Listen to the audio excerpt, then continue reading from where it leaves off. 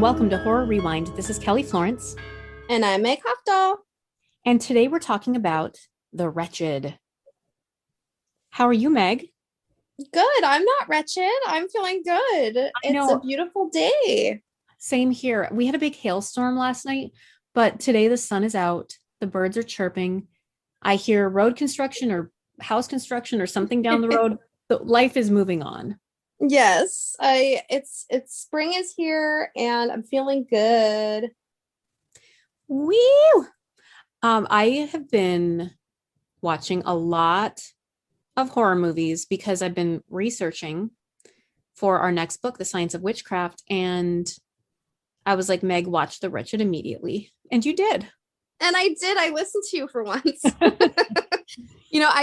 I have that like thing in me that I don't like being told what to do. So I get really like, oh, well, maybe I will, maybe I won't. But yes, you said it was really good. So, and we had heard from other people that it was good. So, um, I honestly didn't know what to expect. It's fun to go into a movie and just have no clue what's going to happen. Oh, wait, I think. Oh, Meg has disappeared. I can't hear her anymore. Are you coming back? You're back. Can you hear me now? Yeah. Sorry, that my parents are calling me and Do you it need to came go? through. No, it's okay. I'll call them in a minute. Sorry everyone. No, it's fine. It is fun. I didn't know what to expect either. But like you said, it was recommended to us and I was not disappointed. Now tell everybody who made it, these brothers. These Pierce brothers, and they're from Michigan, and they wrote and directed it. And let's see, Brett and Drew Pierce. The budget was only $66,000, which you Wow. pointed out to me. When you think about the freaking awesome practical effects, and it made 4.3 million. So that's success That's right amazing. there in the Yeah. box office. This is, if anybody listening is into filmmaking, this is like just a master class in having a small budget but really effectively making your movie feel like it's $1 million, you know? Yeah. I agree. And it's creepy. It's well written.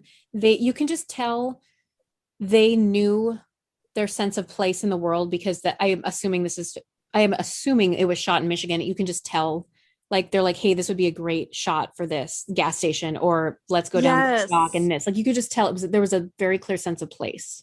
Yes, and I love that where it very much is grounded in this real beauty of Michigan. Like, and it's people who respect it and have lived there, you can tell. And I like how they took full advantage of, the beautiful wharf and the lake and everything. And it just made it feel like such a real setting. I don't know, it was just that to me, maybe because we're Midwestern, but I really appreciated that. And I thought it made it all the more scary because it's like that sort of comparison. Yeah. I like the opening sequence. It's this babysitter, and you're like, oh no, this is going to be a really typical trope and blah, blah, blah. And of course it's not. She goes into the basement and this woman is freaking eating a child. That was so shocking. It was really shocking. In fact, I there was like some light coming in the window and like I couldn't quite like see what was happening, but he could hear it. And so I like ran around and made it darker in here so that I could like get a better view of what was going on because it was nasty and I wanted to see it. There's this, so that happened, it was like 35 years ago. And then we go to the present day, but there's this symbol that keeps popping up. It looks like a V with the cross over it, or almost like a deer head. Yes, it is kind of like antlers or Yeah. something. And it was just like, okay, that can't be good. No, it feels very Blair Witch like that out there in the woods. I thought they did a really good job of effectively introducing so many characters because Yeah. we have the son and we have, obviously him and his dad are kind of like not in the greatest place. And so that was really well established. then you have the mom who's out in the woods with her son, and their characters are very like distinct, and you get to know them, you know, very quickly. And then the dad in that family comes home, and we see his reaction to the deer outside, and we know his character right away. Yeah. And so I felt like they did a really good job of bringing all those characters in, and you kind of instantly recognizing who they are in a way. And I love the things that the costuming wise, and then um, things to do, just action and dialogue, of course, but just costuming and action.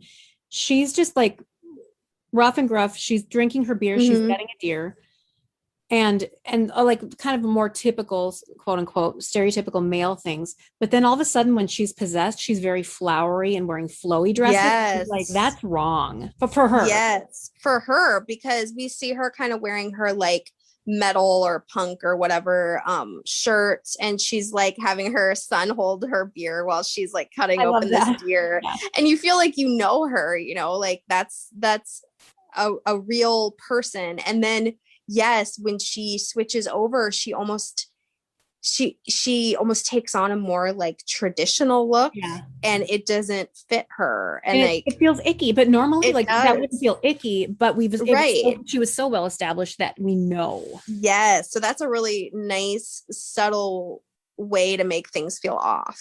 Yeah. Costuming. Like, Yeah. isn't that funny? Yeah. I freaking was like, oh, it's so on when something started crawling out of the deer, Oh, yes, like those yes, yes, yes. claws. Yes, that was cool. That was really cool. Yeah. Then it's like, okay, yes, it's on. Exactly. That was done really well. And oh my gosh. And right away you care about what's happening, especially they've involved kids from the very beginning. So the emotion is running high, you know?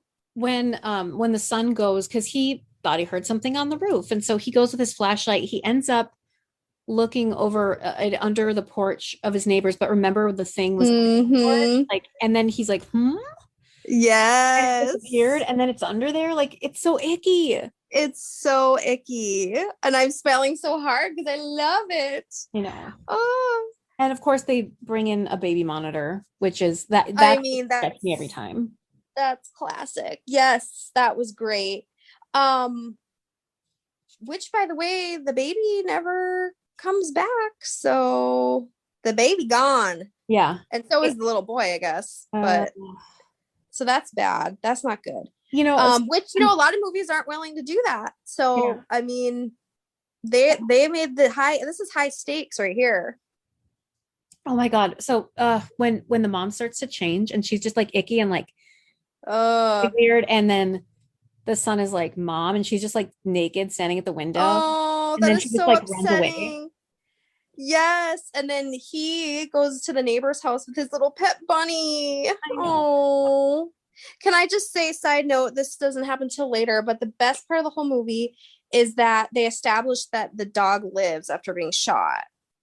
The That's dog is true. shot at the near the end in the climax, and then at the end you see he's got like a thing around him, and he's okay. He's got like a Little bandage, and I was like, oh, thank God. Oh, they can kill babies, but this has yeah. gone too far. It was it's such a good premise because all of this bad stuff is happening. Of course, these kids are literally dying or disappearing, but then nobody will care because she can make you forget that they have existed. I love that. I And it was love like that.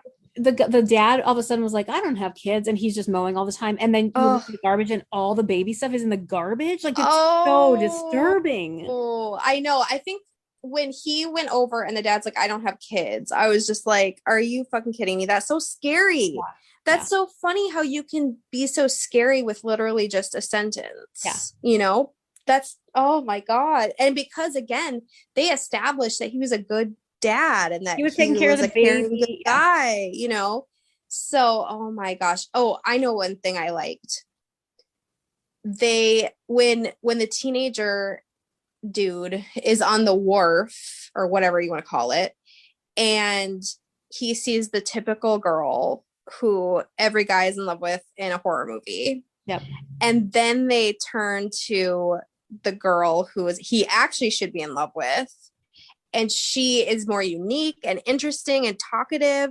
And I was like, oh, thank God. Because at that point, I was like, oh my God, is he going to be in love with that girl who's with the asshole and everything? And then she ends up pranking him or whatever. But so I like that sort of switch and that kind of like usurping our expectations a little bit.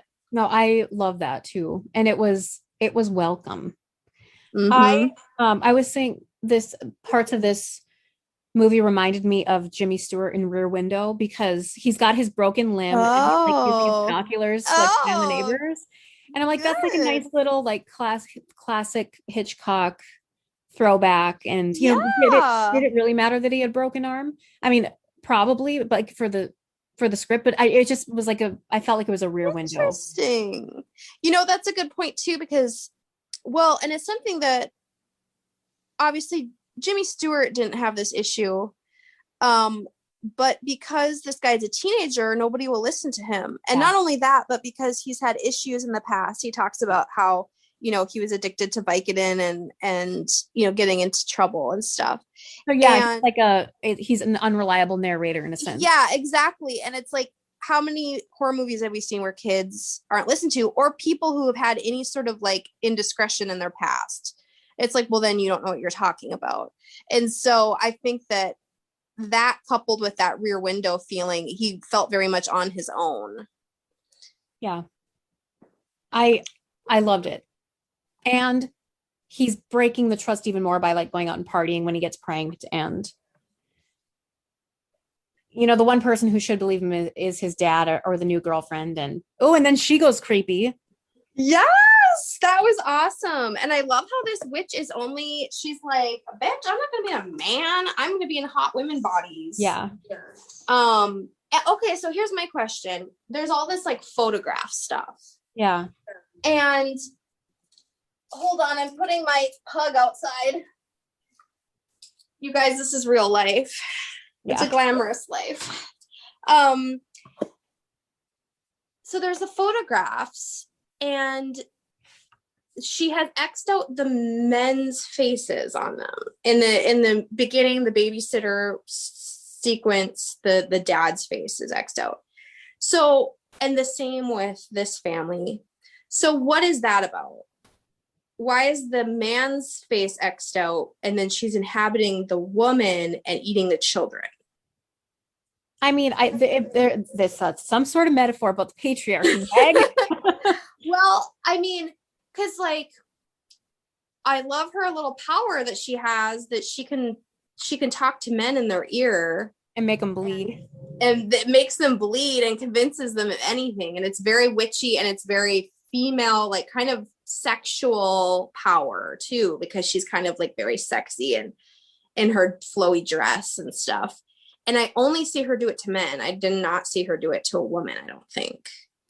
So there's something going on there where she's like trying to just almost destroy these men's lives. Because it's like she's inhabiting the wives and killing off their children. I don't know, but it's their faces that she's Xing off. Yeah. So somebody come tell us what that means exactly. A good thing again, establishing character and then subtly revealing that change so we know something's off. The dad's girlfriend she's always talking about being gluten-free and vegan, and then all of a sudden she's putting cream in her coffee. Oh, I didn't catch that. And that's how he knew. Oh, fuck. Oh, I'm so dumb. No, it's very subtle. It is subtle, because I remember he like kind of had a reaction to that, but like I didn't. Oh, she put creamer in her coffee. Oh, shit. And then did you notice? I mean, okay, well, I'm going to skip ahead and then we'll go back to the big reveal. But the reason that the flower is plastic at the end that she had, like, because if it was real, it would have died. Yes. Like, that was awesome. That was so awesome. Cool. And also, didn't this whole underground, like witches feasting on children thing, didn't it remind you of that episode of the X-Files where they were hallucinating in that cave? Oh, field trip. where they come and they have to, I didn't think about that, but that's cool. Because they were underground and they kept thinking they had escaped, but they were still hallucinating. Yes. And then they kept like feeling they got pulled out. And oh yeah. That was such a cool sequence when he goes down there. That's a really cool hero sequence when he goes, and we haven't even got into the fact that he then remembers that he had a brother the whole time and he forgot. That's crazy. I know. That's like the huge reveal. Like he had a brother and then they like go back and show how his brother was there the entire time. He was playing Connect Four with him and stuff. I'm like, oh my God. And you know what? Yeah, his brother was the one drawing on the cast when the woman's which like, makes sense because I didn't really get it. And then I'm like there were those little moments. Oh, I love that shit. I love that kind of stuff. I need to go back and watch it again. I know. It was really well done. And yeah, I love, so at the end, he kisses the girl and we love her, right? She's just like, I mean, she's the best. Even though I have to give her a hard time, she didn't believe him. Yeah. She was really making fun of him. Oh my God, she drew the picture of the witch and put it under her door. I know. Like, don't do that.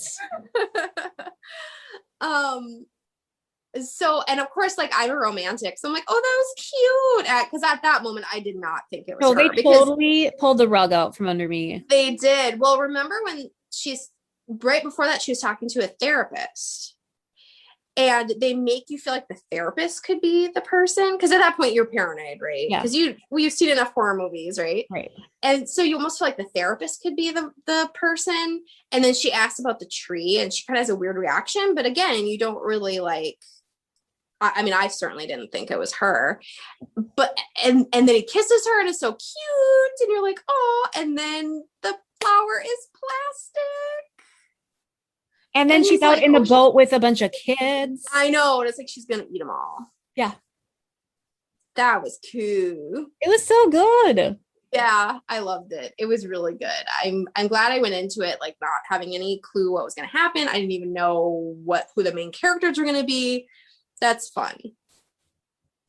Oh, so good. Congratulations, Pierce Brothers. Yeah. Do you know if they have anything else going on right now? I think they do. Are you looking it up? Should I look it up? I'll look it up. Okay. What else did you watch recently? Well, see, I'm going to try to say it right. So I can't remember if I said it on the show, but Dexter got obsessed with Suspiria. So I watched Suspiria 3 times in a week. And then I decided, okay, I'm going to watch more Argento.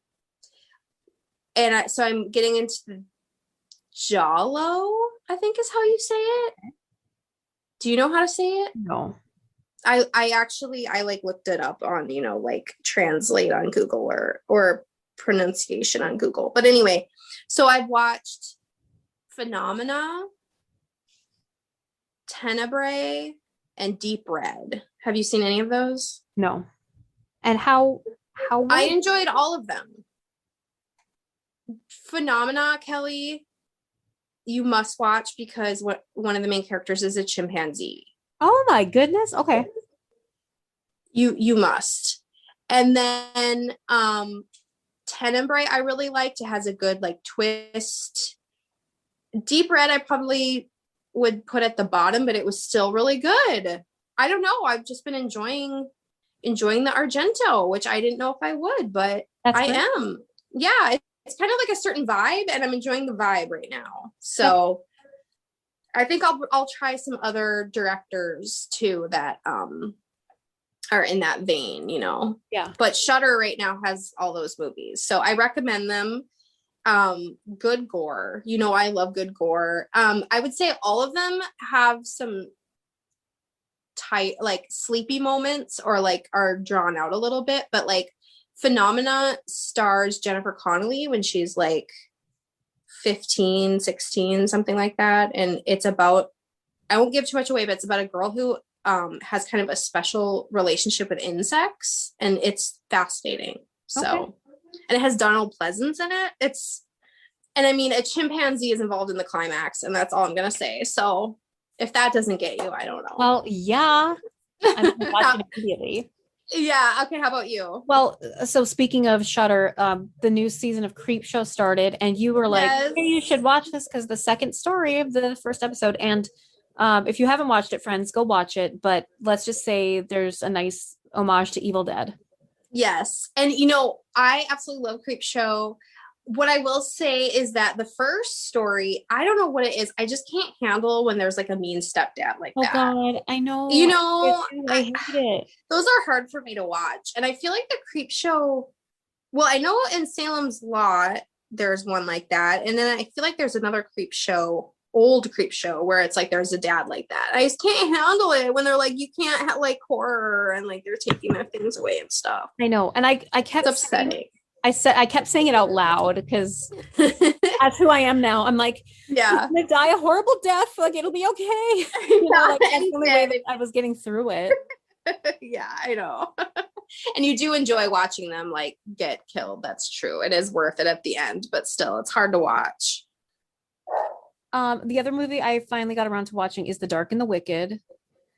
Oh And yeah. yeah, that is it's I don't know what it's on right now. It's free though. Like I it's on think I saw it on Amazon. Shudder. Yeah, okay.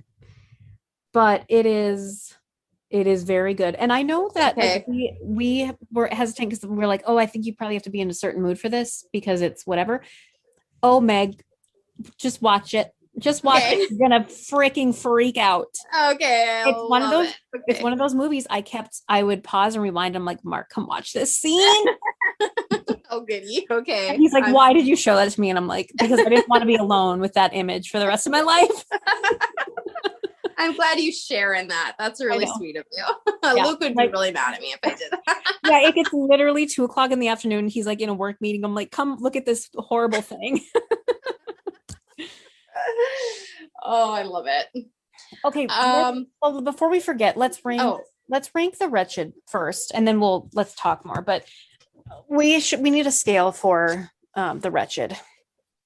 Plastic flowers? Yeah. I know it's not gory, but how many plastic flowers do you give the Wretched? I give it a 9 because I went in like completely not. I mean, you told me it was good, and the thing is, so I came in with expectation like this is going to be good, and it still blew my mind. So then, like, that's good. And it's about a freaking witch, and she's eating children. I mean, yeah. I liked all the characters. And I thought it was so well done with like no big names in it, no, not a big budget. The guys who made it they made it in Michigan and the Midwest, and it's amazing. I agree. I'm going to give it 10 plastic flowers. I loved it. It blew me away. Like I said, the subtle things, just a change of habit, dialogue, action, one tiny thing became terrifying, and good job. I looked it up. There's nothing like in production right now for them, so I'm sure that they're busy. Yeah, I'm sure. And COVID times, it's hard for anybody to get things off the ground right now, but that's awesome that they made this movie, and I'm sure that hopefully they'll have even more money, and I hope they use the same practical effects people because I was super impressed. I want to hire them for everything we do. I know. It was amazing. So good. There's just so much horror out there. You know what I started watching last night, but then I was tired, so I didn't finish it, but I'm going to finish it. Is Cat People from 1942. And I don't know, there were some witch references, so I think I might use it for our witch book, but I know every time there's a witch or something now, I'm like, I'm writing about it. Yeah. I was actually enjoying it. You know, I just put it on. I was just like, oh, okay. Because sometimes you just want the old vibe. And then of course, like I go on IMDb while I'm watching it, and like literally everyone's been dead forever. Aww. And I'm like, this is kind of depressing. But at the same time, it's so cool to watch older movies and just kind of languish in the music and the way they do things and their beautiful voices. And I love it. I love it. And, you know, they're immortalized. So even though they've been gone, they're always with us. And like the lady who's in it, it was like, her IMDb was like about all the like amazing affairs that she had. It was like she had an Goodness. affair with George Gershwin, and like it was like whirlwind, and then it was like then she had an affair with this like war hero, and then it said that her name was Simone Simon or something. And then it was like, oh, if she liked a guy and thought he was hot, she would give him a gold key to her boudoir. I'm like, this woman lived. This Like woman she's lived. hashtag goals. Like, wow. Yeah. And she lived to like 94 or something. So I'm like, Her. you go, girl. Yeah. So I was like very inspired by her energy. She's in this freaking movie about cat people. Love it. Yeah. Oh no, that's amazing. I got on a musical kick. I rewatched some musicals because it brought me joy, and one of them was Pitch Perfect, and it was strictly because of Zoe Extraordinary Playlist. Like, yes, what is his name? Skylar Aston. Yeah. Oh, don't pretend like you don't know his name. I know. I'm just playing cool. Oh, that man. I know. He can sing and dance. He can definitely sing and dance. And he can come sing and dance over here any day. Yeah, he can jump up on a table like that. Yeah, he can. Definitely. Oh, boy. Oh, boy. We just can't get through an episode. I know. We literally, so like, no, there was nobody that we were lusting over in the Wretched. So we just moved. We got to the point where we could finally objectify some man. Oh, boy. I'm proud of us for that. Yeah, it's That's fine. Our brand. No, it's all fine. And watch Zoe's Extraordinary Playlist on Sunday nights, and they can sponsor this show too. Okay, yeah, that would be great. Yeah, definitely. Or just buy us some beer. I don't know. Yeah, and also I just want to say, every time I'm so excited because Zoe, the actress, is my height, and they actually let her wear flat shoes. Yeah. And they like never do that with people of my height in movies. Like they're always like wearing towering heels, and I appreciate that she gets to just wear her flat shoes. Like, you know. How tall is Gillian Anderson? I think she might be like an inch or two taller than me.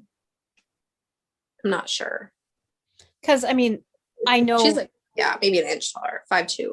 She was always in heels, and yeah, obviously like standing on boxes and stuff. Yeah. But I guess because, well, David Duchovny's not that tall. I don't know.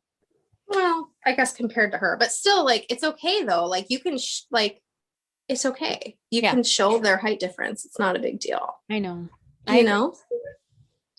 And so that's the soapbox that we're gonna get on now. after like lusting after hot guys. Let's get real. Let us be proud of whatever height we are, and let people wear glasses who wear glasses. That's right. Exactly. Wear glasses, be the height that you are, and be proud of it. Yeah. Like, that's why I loved, I can't think of the name of it now, but that Ali Wong romantic comedy. Oh yeah. She had glasses. She had glasses the entire time. It's like, yeah, she's a romantic lead and she has glasses. Deal with it. Yeah. And see, that's the thing, like we've talked about before, but like you notice that, and I don't even like notice it because I don't wear glasses. But that's kind of the whole point of representation, is like when it's not about you, you're not even paying attention. Yeah. So like I'm like, wow, a short person gets to wear flat shoes. How exciting. But like other people aren't necessarily going to notice that. So that's why it's important to be aware of these things. Like I remember like one of the biggest deals of my life was Nick and Jess, when they had their first kiss, she was wearing glasses. Yeah. And I'm like, who? Yes. So look, we can have glasses and be kissed. Yeah. It's possible. It's possible. What if they both had glasses? Can you kiss when you both have glasses? Meg, you naive. I'm just kidding. I know you can, right? No. Okay. All right, we're getting silly now. We will leave you, friends. It's April though, and it's spring. Yeah, we can't wait for just everything that's happening. So, as always, add us, tell us what you're watching, give us some recommendations. We love to hear what you are reading and watching and all the things. And until next time, we'll see you in the horror section. Bye.